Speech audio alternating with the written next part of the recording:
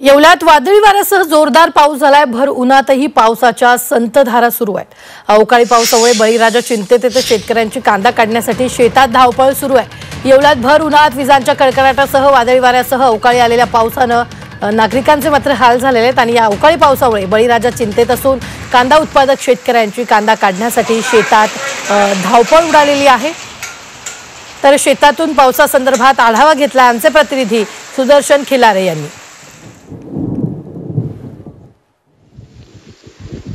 नाशिक जिल्ह्यात येवला तालुक्यामध्ये विजांच्या कडकडाटासह भर उन्हामध्ये अवकाळी पावसाला सुरुवात झालेली आहे।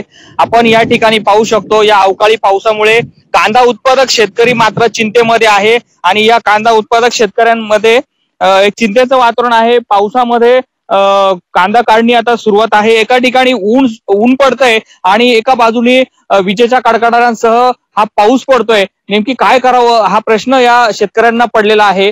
आता हे काढणी जे केलेला कांदा हा पावसामध्ये भिजणार आहे आणि त्यामुळे या कांद्याचं प्रचंड नुकसान या शेतकऱ्यांचं होणार आहे। आता आपण या ठिकाणी पाहतोय, भर पावसामध्ये आपणही पावसात उभे आहोत, परंतु एका बाजूला ऊन आणि एका बाजूला अवकाळी पाऊस हा सुरू असल्याचं चित्र येवला तालुक्यामध्ये सध्या दिसत आहे आणि प्रचंड विजांचा कडकडाटासह सध्या हा पाऊस सुरू आहे।